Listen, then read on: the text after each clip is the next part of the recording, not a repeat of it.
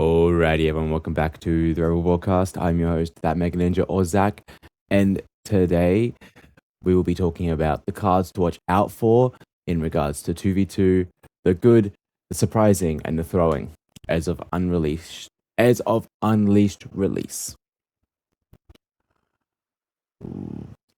In this video, we will be talking about those cards that either will be great, will be surprising when it comes to some combos, or will be what I consider trap cards. They read great and they look like they'll be great in this circumstance, but they aren't actually the best when it comes to playing them out.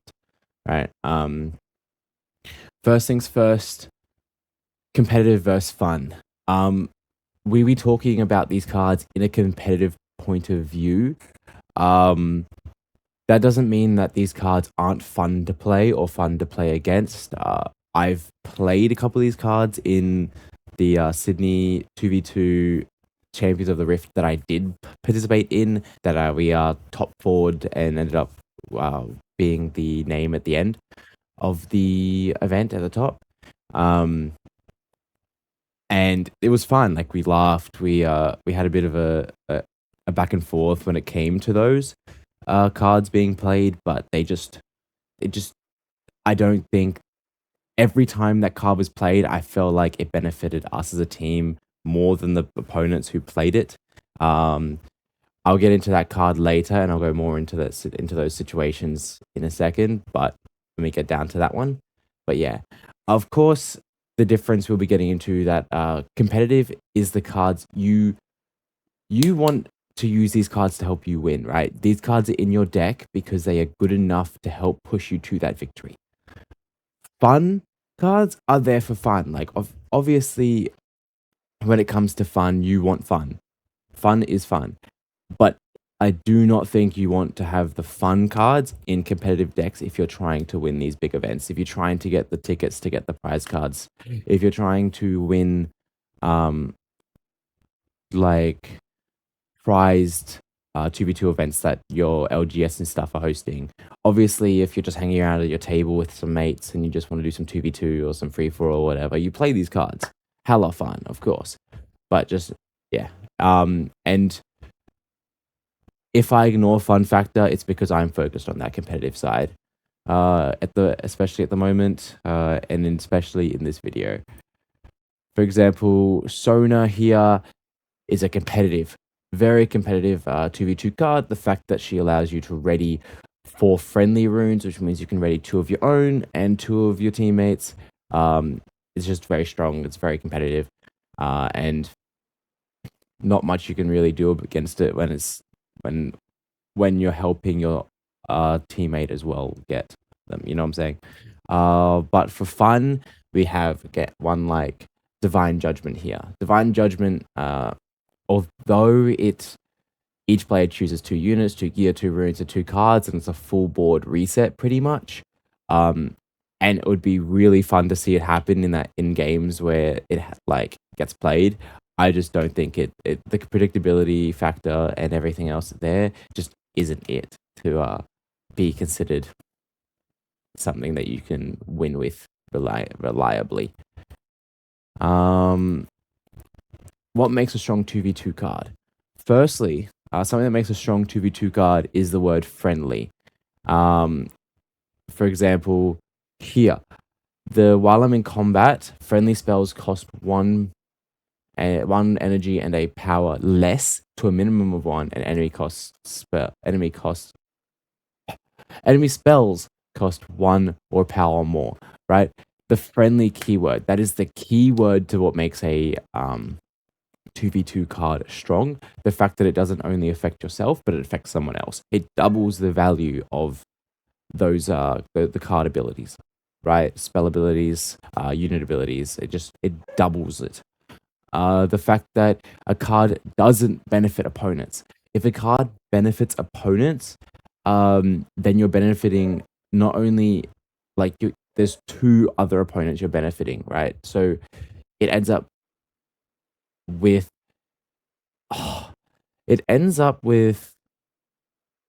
meaning because by the time it comes around to you again, your opponents have both already had their turns each, and if you played something that benefited them, they get that tempo before you are able to continue playing, and do what you need to do based off of that card you just played.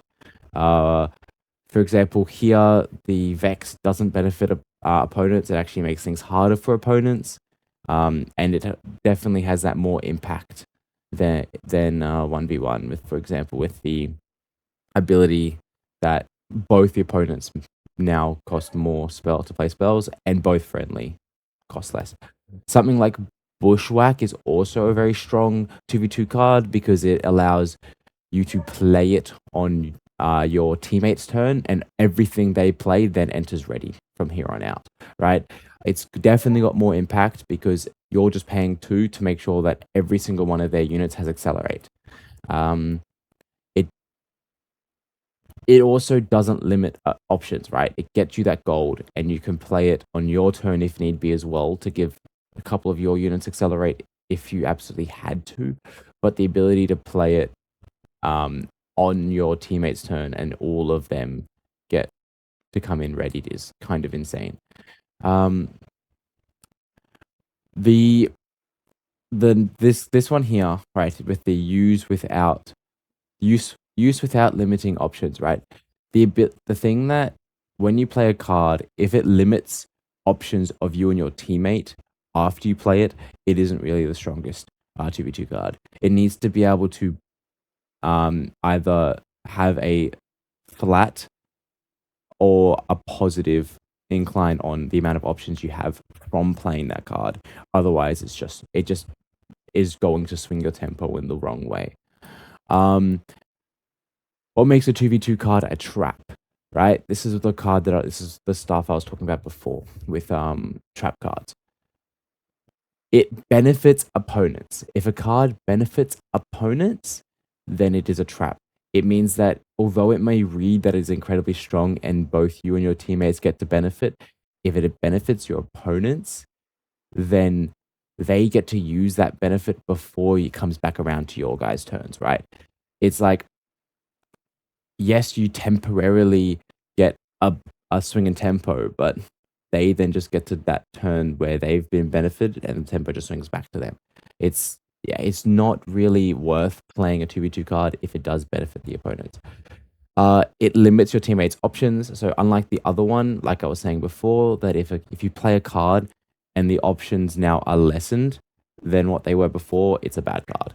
You can't be playing a card that limits yours or your teammates' options to what they can do that turn.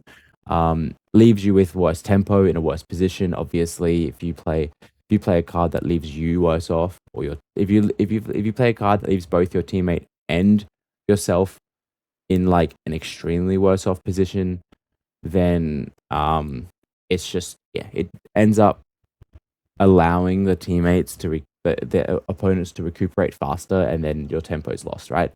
And unpredictable answers.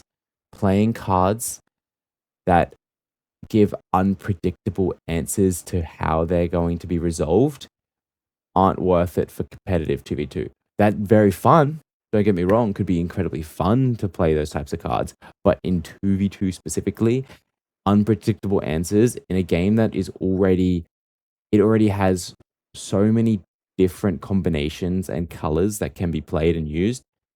Having unpredictability added on top of that from cards that you're playing just means that you could lose everything so fast. With it's like high risk, low reward. Is the best way I can put it in those types of terminologies, right? A card like King's Edict, starting with the next player, each other player chooses a unit you don't control. That hasn't been chosen for this spell. Kill those units. If you're playing this card,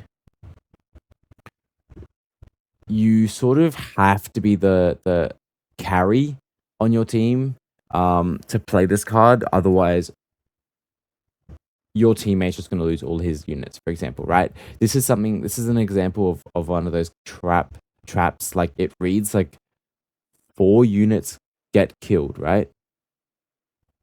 3 units get killed for the price of 6 and 2 power. But, and they can be any units on board, for example, right? But you giving the opponents 2 chances if you're not the one in your team that has like the units on board to remove your teammates' units, right? It just leaves it leaves you guys in a worse position, unpredictable answer, and it can benefit the opponents in some circumstances. It's just not really like it reads like it could be incredibly strong, but it's just not. You know what I'm saying? Another one here is invert timelines. I know this is going to be a very hot take, but invert timelines is not a strong 2v2 card. It's there's only really one circumstance where it could be played, and maybe could be a sideboard maximum to then be able to sub in for those types of situations, and those would be hard control, like a double hard control matchup. If you go up against someone that's a double control matchup who will just be drawing lots of cards and holding on to those cards for responses, especially if they're like blue, yellow, blue, red, for example, a Victor Kaiser or a Lux Kaiser, those types of consistently drawing, no counter spells. That's the only time that this card will be good in that matchup. Otherwise, it gives the opponents the ability to just cycle through their deck. It There isn't really a point in time, I think, in this game, because we played Yashi, for example, right? We always had probably 4 or 5 cards in hand, just from the fact that, like, it's just how it works, right? If we were to put this down as well, it would just sort of be a wipe, but it wouldn't benefit anyone, and it would sort of leave everyone in like it's just like unpredictable gray area where it could actually benefit the opponents and just negative us, or it could benefit us and negative opponents, but it's just in that gray area where it does nothing. And I feel like, although it could be incredibly strong into those like hard control matchup for the 2v2, it just isn't worth having in your deck for any other reason. Because yeah, that's 8 cards the opponents now get to see, and 8 cards you guys get to see. And it's just, I don't think it's worth it, to be honest. Again, like I said, this could be an incredibly hot take, but I just don't think it takes up slots that could be used for other cards. And we'll get into some of those other cards for Chaos in a moment, right? Let's start off with Fury. What are some strong staples in Fury? The good we will be strong staples. The synergy pieces will be the surprising, so they're the ones that can be incredibly strong, even if they don't like look at first. And the traps or the throwing will be the cards that I will go through and explain why they're traps, and we've just been through what makes a trap. To start off with, the staples will be cards like Bushwhack or Bryn here. Bushwhack, obviously, we've been through this one, incredibly strong. Friendly units get to enter ready this turn. Play it on your teammate's turn when they give you priority to invite you in, and then they just then play 3 units that all enter readied for no extra cost, right? It's actually, I think it's one of the most insane combos. If they do not have a Vex on board, they pretty much can just lose on the spot there. Like, Vex Apathetic, if there's no Vex Apathetic on board, which you could have even just spent a turn removing Vex Apathetic from the board, and just paid like stupid money. Like, you could have just done a Falling Star into Bushwhack, and then this cooked. Like, that legitimately just could be game right there. And there's nothing that they can really do about it, right? Bryn here is also pretty strong. because it's just a unit. It's just a 5 might body for 6, no power, that just allows you to prevent the play the 2 people playing cards.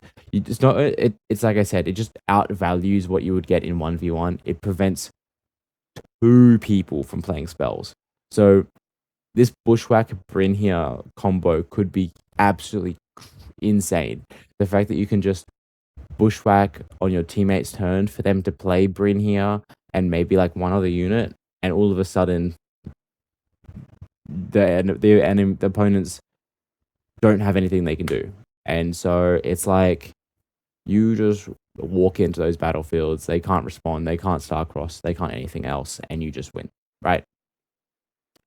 Like, of course, they do get the response trigger to the ability of they can't play cards, but if they don't have it, then they sort of just lose, right? Um,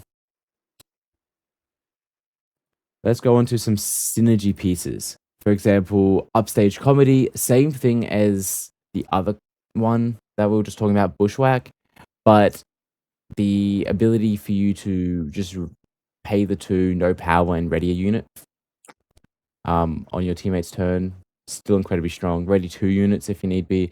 It, I think this one has a bit of a different uh play timing than Bushwhack. Bushwhack is just you play it first, then they play units, obviously. But this one is they play a unit that you get the benefit, then you can ready it up. Or they can move out of something, you can ready it, and they can go in somewhere else. Like, it's, I think, incredibly strong in that circumstance. Another one is Rites of Conquest. Uh, it just has a bit extra value with that 3rd battlefield, right? You get to draw 1, and then you draw 1 for each battlefield your allies control. Allies is the same thing as friendly in this circumstance, where it just it allows you to not even be the one holding at the battlefield or controlling the battlefield, and you get benefit from this card. So it could be a 3 energy, 1 power, draw 4. Like, that's kind of crazy in some circumstances. It's a whole invert timelines without the discard. And for red, who sometimes just needs it, it's actually insane, I think. Angle shot as well. It can be one that sort of can like circumnavigate your teammates' equipped cost. Like, for example, if they have to equip an Aegis or something expensive, even if they had to equip a Ruination Blade, like the Blade of the Ruined King, you could use this, and then they don't have to kill a friendly unit because you just equip it, right? And you can play it on your teammate's turn because they can just invite you in. So you just go, you, and it's a net 0 card because you just draw a card off of it. So you just go, pay 2, they equip that. Now they're insanely strong. They didn't have to risk anything, right? I think it's kind of crazy. Another one would be Unlicensed Armory, red version of Sonya's. You discard 1, choose a friendly unit, and because it is an activate ability, it can also be done on your teammate's turn. So you can just use it to keep a teammate alive. So they throw a unit in who is going to trade with a teammate, trade with the opposing Yi unit or whatever they put down. This then just recalls, kills that. You can just upstage comedy, ready it, throw it back in. And this all happens on your teammate's turn, right? Like, your teammate is just there and you're the one dropping this stuff. And teammate goes, I bet, let's go. We win this. I think these cards are very, very surprising, and not many people will be expecting these types of combos and synergies to work, because obviously 2v2 is only really now getting the attention it deserves from competitive players. But yeah, next we've got the last one that I think is a really strong synergy piece. I wouldn't say it's a staple, but it is a very strong synergy piece, would be Draven. Obviously, it just gets better in 2v2 because of the 3 extra possible points. So normally he would get up to a 10 might unit, um, or with an aspirant's climb and 11 might, but this allows him to get up to 12 might, 13 might consistently. Like once you get to 13 might and you're one away from winning the game, there's really nothing they can do to prevent you from holding that point, right? Unless they unless they have a way to just either kill him, so just remove him from the board straight away, or throw everything they have and just come out on top. It's pretty much important. Like it's the same thing that Mundo had. Very hard to get rid of a unit that has a might that's up in the double digits, right? And I think yeah, I think he just gets better. He's just one of those cards that just gets better in 2v2. I wouldn't say he's a staple and deserves to stay in every red deck, but he can be used quite powerfully if you do want to have him in there. Now getting into the cards that are the throwing type of cards, I've put down Blind Fury. I think Blind Fury it's one of those cards that reads really, really, really well, but it just is unpredictable. It just doesn't have a predictable line that you can benefit of. For 4 energy and 2 power, you spend a turn looking at 2 cards, playing 1, and this could be nothing. Like these cards you pull could be 2 2-cost units, right? These It's sort of like that high risk, low reward possibility. Like if you pulled a spell if you pulled 2 removal spells and they had no units on board, like what are you gonna do? It's one of those things where it just reads really well, but it all honesty, and it could be very fun. It could be incredibly fun. I'm not saying that if you're trying to have some fun, build a really fun, like quirky little deck to play with your friends or before dinner one night, or like just to come over and play the game for one night, doing 2v2 or free for all. This card could be incredibly fun in that. Um, and I'm not saying don't use it in those circumstances. I'm just saying competitively, I don't think it's worth playing at all competitively. I think it is a trap. I think if you have these in your deck, they're taking up slots of something else that could be actually competitive and win you games. Moving on to Calm. The strong staples, obviously, Zonya's. The next time a friendly unit would die, benefits you, benefits your teammate. Also just doubles the value of two different amounts of units that can be struck by it. And Mask of Foresight. Mask of Foresight is actually a crazy card and should be 6 of in pretty much every double calm. Especially in a year meta. Obviously, it stacks and people, you're trying to outvalue them, and Calm has a lot of good units that can just 1v1. For example, Yasuo having access to Kha'Zix, the purple Kha'Zix. Him, if he is attacking a unit alone and he is alone with a Mask of Foresight, that's just +3 right there, right? You sort of need it to balance out the Master Yi green 6 Mask of Foresight. Like it's just a value card. You sort of just need it in your decks. I'd say if you're running Yi green combo 6 of, I also, there's another one here which is Sona. Sona, like I was saying before, incredibly strong. Should be at least 2 of in every green deck, if not 3. The fact that it allows you to ready 4 friendly runes.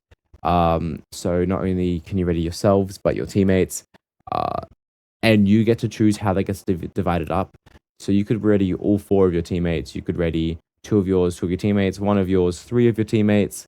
It's incredibly strong. I think it's probably one of the most strongest cards in 2v2 format.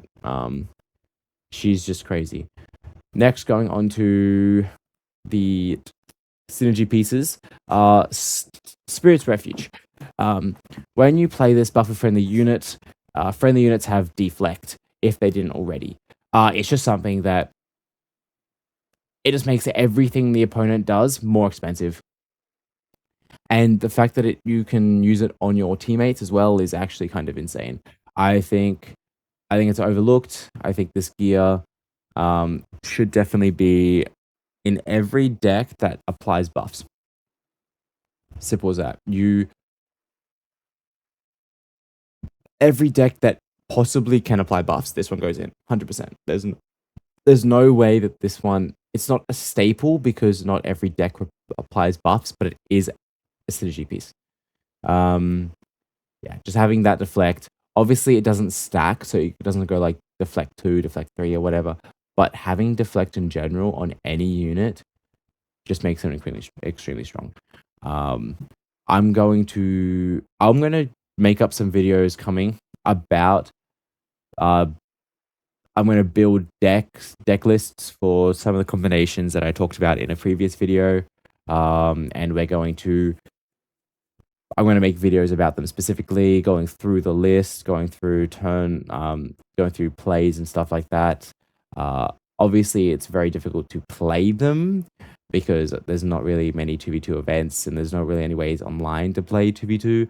But I will go through them, we'll talk about them, talk about my thinking, why I put them in, and stuff like that. This one will definitely be in that Lee Sin set. It's just like, I think it helps carry that deck up to the next level. Where I put it on the top 5. Another one is meditation. As an additional cost to play this, you may exhaust a friendly unit. If this is your turn, if you play this on your turn, you can exhaust your teammate's unit. It doesn't negatively affect them because just because they're exhausted, they will ready up at the start of their teammate's turn, right? This is like this in 1v1 is not played because you have to exhaust a friendly unit, right? And it's not worth exhausting that friendly unit. But a 2 cost draw 2 at the cost of exhausting your teammate's unit that they're not going to be using this turn, it's a kind of just a free 2 cost 2 draw instead of a 2 cost 1 draw. I think it's cards like that I think are actually kind of insane. I was reading through them and I'm like, yeah, no, this is actually kind of wild. Another card, for example, will be Last Stand. Temporary is a keyword, sort of loses the major negative effect it has, because it can stick around for like three extra turns instead of 1, right? It sticks around until the start of the controller's beginning phase. So if you were to play this on a teammate to double the teammate's unit's might, then you gave it temporary, right? Yes, it may not hold that next turn that they have, but that's still a unit that the opponents have to get through. That's still a unit that is there on your turn for when you come around, right? Like, it will be there for the next opponent, your turn, then the opponent after you, then it dies, right? Pretty much is just it's pretty much just a unit that just gets killed by um yeah. It's as if someone killed it at their end step before your next turn, right? Like, you just get so much more benefit out of temporary. And this card, I feel like, could be great. It's such a great synergy piece that it is actually kind of insane. Legion Quartermaster. As an additional cost to play me, return a friendly gear to its owner's hand. Like I say, returning a friendly unit, a friendly gear, means that it doesn't have to be your own. So you pretty much just get a 3 cost 4 might unit free.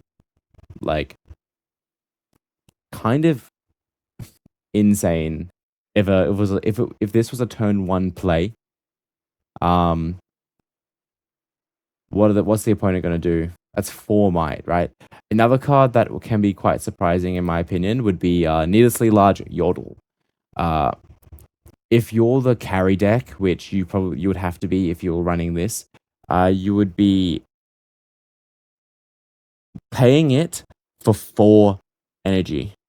If you played the last turn as well as you needed to and held all 3 battlefields, that is a card that is a 5 might with shield 5 and tank in a very combat heavy meta at the moment, that then allows that you're allowed to play for 4. That you're allowed to pay for 4, right? Actually kind of unhinged behavior if you're able to pop that off. But yeah, moving on. So this is a card that I feel like is a very big trap. A lot of people will probably disagree with me, but I do need my time to explain right now. And that is party favors. This card, every time an opponent played it on our turn, right? We're going to get into this. Every time an opponent played it, when it came to the 2v2 that I played at Sydney, we won that game. And this turn, I feel like, was a very big definer of that, because it benefited us faster than it benefited them, right? You play this. Each other player chooses cards or runes. If for each player that chooses cards, you and that player each draw a card. Each player that chooses runes, you and that player each channel 1 rune exhausted. What my teammate and I did every time was do one of each. Whatever he wanted, because he was the carry, whatever he needed, whether that was card draw or a rune, I just took the opposite. That way, it balances out. They're not getting stupid amounts of card draw or stupid amounts of runes, right? And their teammate gets whatever else, right? They then don't get the benefit until everyone else has already benefited from it. Whether or not that is I gain a card, I pretty much can play that card straight up if I'm the next player. Or if I get that energy, right? That means I've just gotten 3 for my turn. You don't get that extra benefit until 2 turns after I've just benefited from it. I feel like this is a card that, although it could read really well, it is a trap. It takes the space of cards that could actually be winning you the games, instead of just doing something fun and shenanigansy, you know?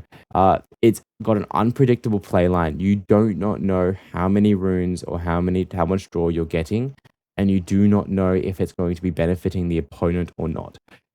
This does benefit the opponent. This is a card that benefits the opponent more than it benefits you as the person playing it.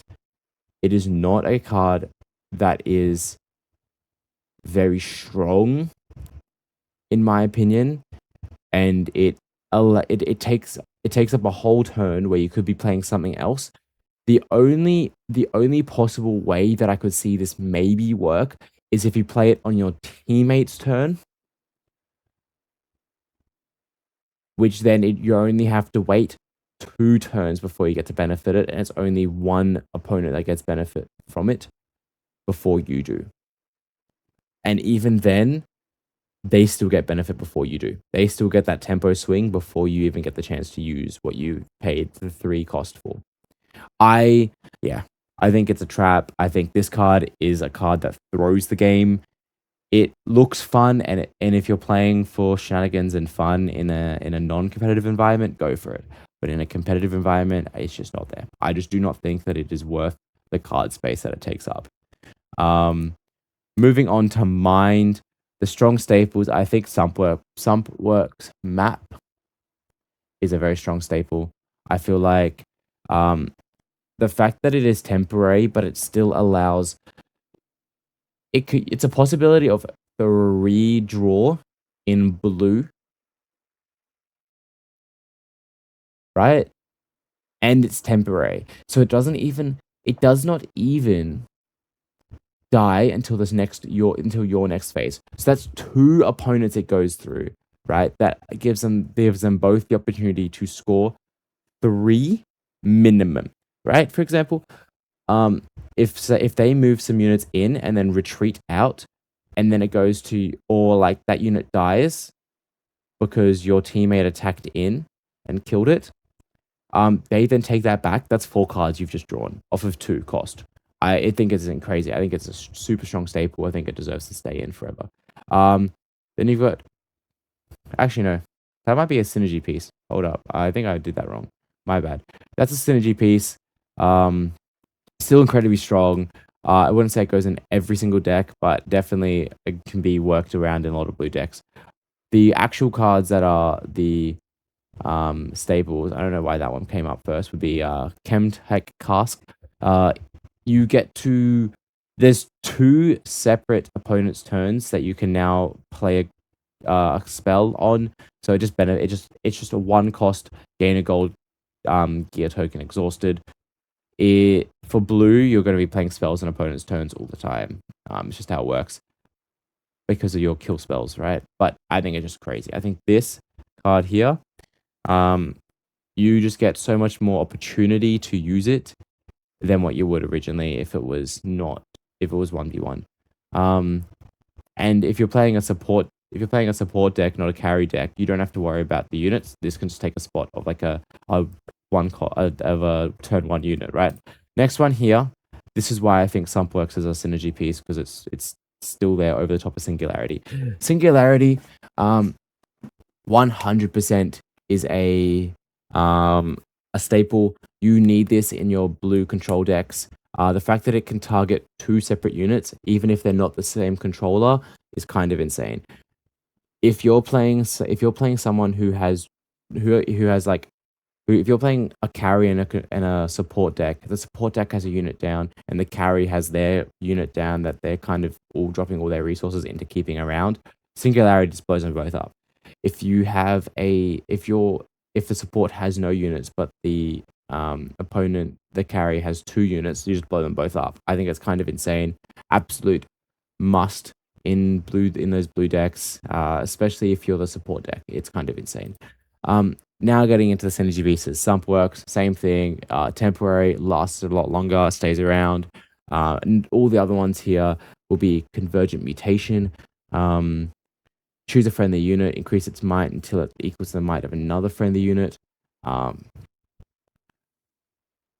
It just allows you to make 2 units incredibly strong.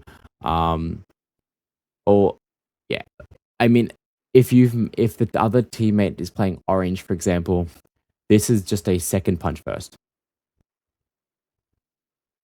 on a weaker unit. Like, kind of insane. The fact that you could target, let's just say you have a super strong unit in base, you can then target your unit and a teammate's unit, and now that teammate's unit is like super strong as well. I think it's kind of crazy. Frigid Jewel, when you draw your second card each turn, you give a friendly unit +2. The fact that it targets friendly units and not just units you control is kind of also insane, especially if you're playing that type of support deck, blue support, where you're going to be drawing, if you're playing a lot of these decks that you're going to be drawing green, sort of green blue, like discipline and stuff, it just allows you to give +2, a free +2 to a unit. I think it's kind of crazy. Obviously not staple, but definitely worth putting into some decks, especially decks that draw a lot, so that you can, if this was in a Lux deck, for example, you just play a 5-cost removal spell on your opponent, draw that card, buff a friendly unit on your teammate's turn, and now you've just gotten a draw card and +2 off of, like, it just like keeps stacking up benefit, right? Ornn, Forge God, I have +1 for each friendly gear. The fact that it's friendly gear is actually kind of insane to me. If you had,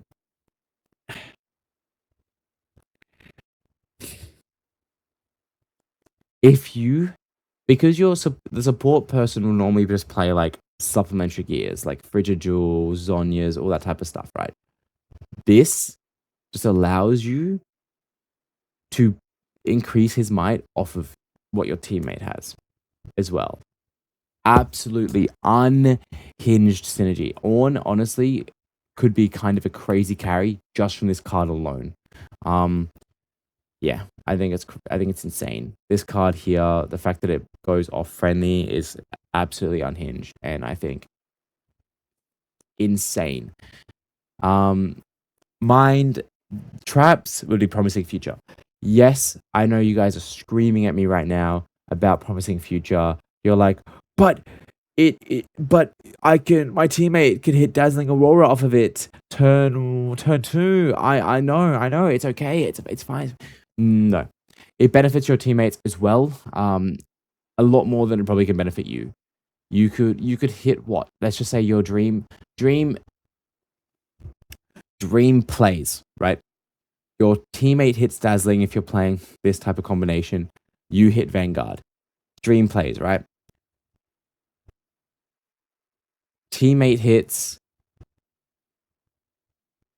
like Elder Dragon or something else instead. So you've just hit two gear pieces and they've just gone and dropped an Elder Dragon, and now you're behind on tempo because you can't do anything. Your Elder Dragon comes out, they Starcross it, then their Elder Dragon's already been done work. Like, I think this card is a trap. I think it benefits your opponents too much. It's high risk, low reward, and I do not think it's worth playing.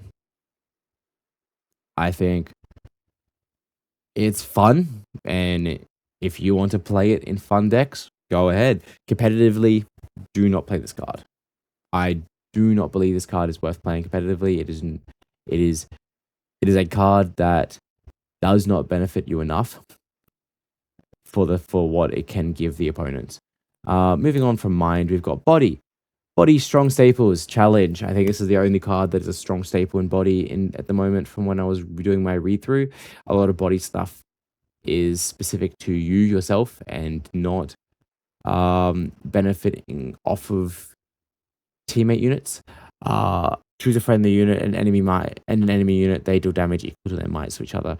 The fact that you can play it on your teammate's turn. You can play it on your turn and use a teammate's friendly unit to kill something, and then just throw your other unit in to where that needs to go. I think this is strong. I think this is a 3 of in every orange deck, to be honest. It's just nothing they can. It's just yeah. It's one of those cards. Or incredibly strong 1v1, incredibly strong 2v2. Synergy pieces. Arena bar. The buffer and exhausted friendly unit. Whatever they play, you just buff. You just buff legitimately any card they play. Unhinged behavior. Spoils of War. If an enemy unit has died this turn, this costs 2 less. The fact that you can play it, it's just one of those cards. It's like the it's like Meditation from Calm. It's just a 2-cost draw 2. And I think 2-cost draw 2 is incredibly strong in my opinion, especially if you don't have to be the one killing the unit, right? Your teammate could just kill it with a spell and you get to draw 2 if you're playing like Garen or something and need to just keep dropping cards. You could kill it and your teammate could then just draw 2. Right? Like I think it's absolutely unhinged. Then you've got cards like Petricite Monument. Temporary again, just holding around for that little extra, holding around for so much longer than what you would normally, kind of insane. If you just get to, if this gets to stick around for 2 opponents' turns plus a friendly unit turn, plus your own turn that you play it on, and every friendly unit gets deflect, what are they going to do? I honestly think this could go incredibly strong in a Master Yi deck. This might be some new Master Yi tech. Hey, the fact that it just makes everything so much harder to remove. Kind of insane. Arachnid Horror as well. I can be played to occupy battlefield if enemy unit is alone there. Synergy piece, because not only can you do it, but friendly units as well. So your teammates, if you have this at a battlefield at base, your teammates can then just drop a unit straight onto someone's head, right? Rengar, but for everyone. Only if there's one unit there, and if the Master Yi current meta, there's always only one unit there. I think this is a very good counter to Master Yi. It can be incredibly strong just because of that fact, right? Another one that is a synergy piece is Clash of Giants. You can throw 2 enemy units into each other. And by that, I mean from different controllers. Kind of absolutely unhinged. If you look at it that way, you drop the opposing Elder Dragon on the opposing something else, and they just die. Like, you just explode 2 big units of theirs into each other, explode 2 small units, for example, a Vex into a Master Yi as well. Yes, you're paying like 4 power for that, but does it really care if you just remove both of the only units they have on battlefield and remove that 2 of their strongest combo pieces? I don't think so. Stare down as well. Choose a friendly unit in a battlefield. Move all enemy units at that battlefield with less might than the chosen unit to their base. You play it on your teammate's turn, then it's just a free conquer. If they've played a stronger unit, this just is a free conquer. I don't know how else to put it except for that. What are you going to do if there's no enemy units in the battlefield except for just walk straight in and take it?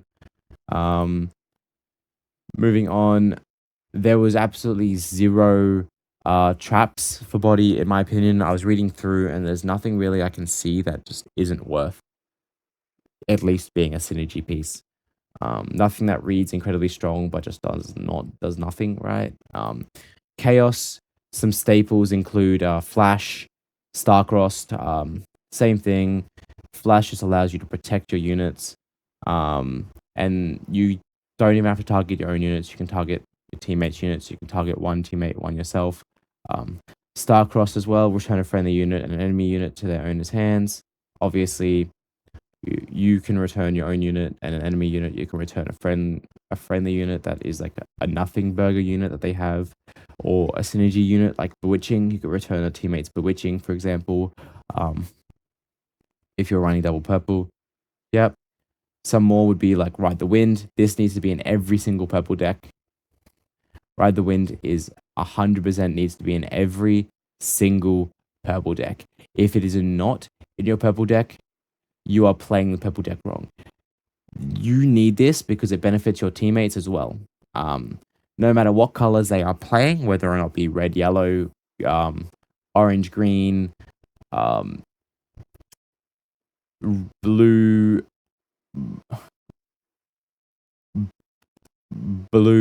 green, like anything that isn't purple, you need to be running this because it benefits them as well.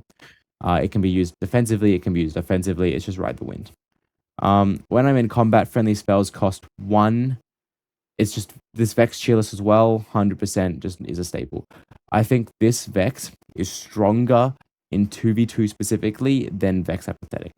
I would say Vex Apathetic is still pretty strong and can be a staple as well, but I feel like this Vex is indeed stronger. Moving on to the synergy pieces. For example, your Kha'Zix, like I was saying before. When I attack or defend, if an enemy unit is alone here, give me +2 this turn and gain 2 XP. This is a Master Yi heavy meta. You will be always attacking or defending when an enemy unit is alone in a battlefield. If they aren't doing that, then they're not getting the benefit of Master Yi. They might attack as a 2, so you can trade into 1 and then get the benefit of the 1 hold in the moment. But yeah, this card itself, 6 might when they're moving their guys in, 6 might on attack. It nullifies the Master Yi ability, and then you're just on the same. Then you're just on a flat battleground, right? It's actually kind of crazy, and it's ambush too. Misfortune, you may play me to an open battlefield. Friendly units may be played to open battlefields as well. This stick it in your base. Friendly units are then just played straight to battlefield. They get the conquers. They get to do whatever they want, right? Another one synergy piece could be Pack of Wonders. Return another friendly gear unit or hidden card to its owner's hand. Yeah, you activate it on your turn to return a friendly unit synergy piece. They're playing lots of bewitching. They just keep dropping bewitching, and they don't have to do anything. You just return it with Pack of Wonders, right? They just have to play the card. Gear as well. You can return a gear. That gets a on play effect. Yeah, all that other stuff. Moving on to the traps. We've been through inverted timelines. I feel like it is a trap. Just because of what I said before. Unpredictable, benefits opponents, high risk, low reward. The only one time you'd play it is in a hard control matchup, and even then, I think you can just outvalue them with other stuff if you're playing 2v2. Um, Whirlwind as well. Starting with the next player, each player may return a unit to its owner's hand. Although this reads incredibly strong, it's unpredictable. It could be a better Starcrossed, but the fact that it is unpredictable and you don't get to control what the actual units are is, yeah, I don't think it's worth it. I think it could, like I said, high risk, low reward. It could be a very strong card to play sometimes, but in general speaking, the unpredictability does not make it worth it to play all the time. If you want to play it, go ahead. Like I said, fun cards are always fun in fun atmospheres. But if you're trying to play competitively, I don't think you play the Whirlwind, at least, especially not the Whirlwind.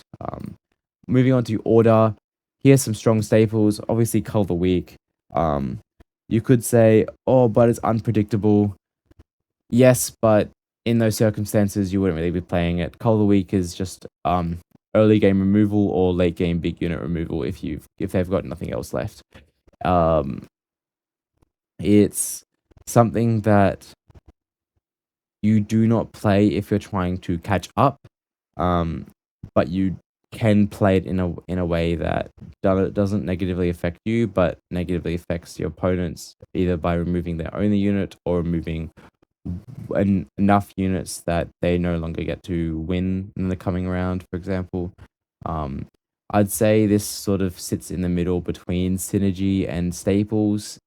But I just put up staples because it's very strong, and I think every yellow deck still runs it anyway, just because it is incredibly strong.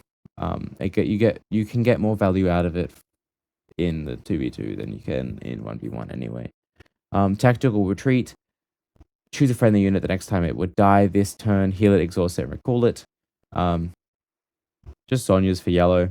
I think Zhonya's is just incredibly strong, and having a Zhonya's in every color, it pretty much just especially for 2v2, it pretty much just allows you to prevent something dying, right? And that allows you to keep tempo. It's 2v2 is a very tempo heavy game. Whoever has tempo can hold it very easily, but it can lose it very easily. Losing tempo then just puts you back to a point where you might have been able to win that last round, but now it takes you 2 rounds to reset up. And this just allows you to keep tempo. Very strong. Some other synergy pieces I'd say is a Grand Stratagem, Rally the Troops, symbol of the Solari, and Cruel Patron. Grand Stratagem obviously giving friendly units +5 this turn. If you're playing yellow, right, for example, you could be playing Lux. If they're playing a swarm deck, like Garen or something, you then drop this, you get the draw benefit, and then all of their units just become insanely strong. Like, you just can't do anything against it, right? Yeah, so I don't know what else to say. Crazy. Rally the Troops, buffing units when a friendly unit is played this turn, drawing 1. A similar thing to Bushwhack, where you play this on your teammate's turn before they play anything. Then everything they play just becomes buffed, right?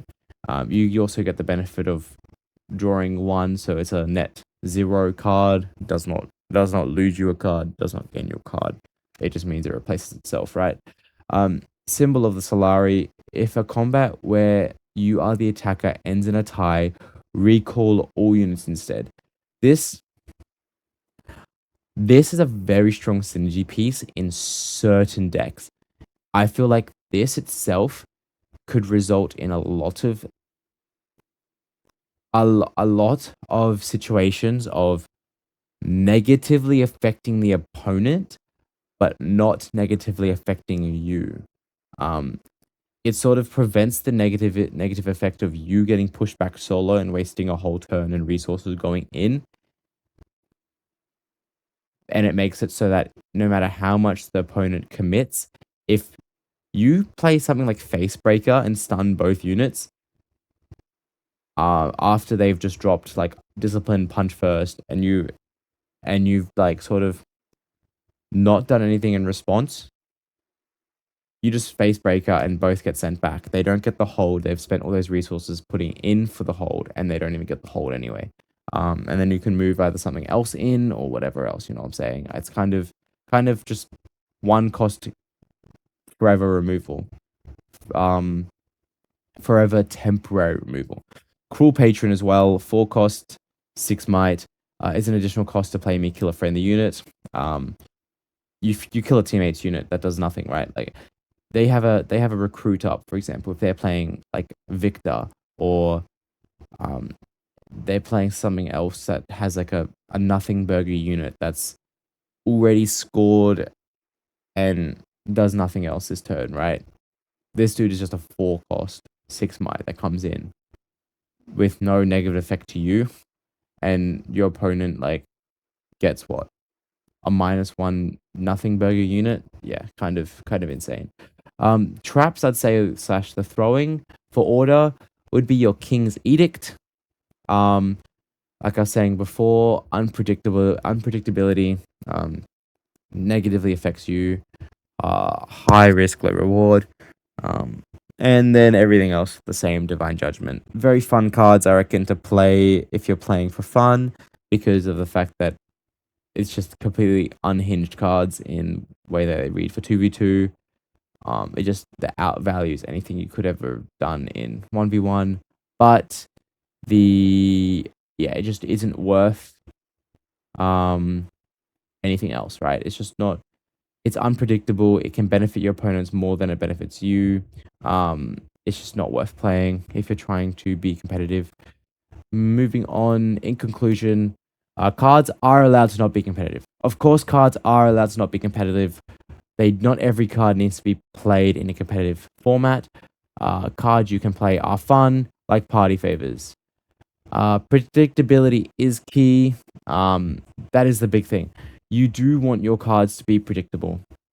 If you do not know how the response of the card being played is going to work out, you don't know if you are going to be the one benefiting from the card being played, meaning your tempo could swing towards the opponent and you could lose it. For example, promising future.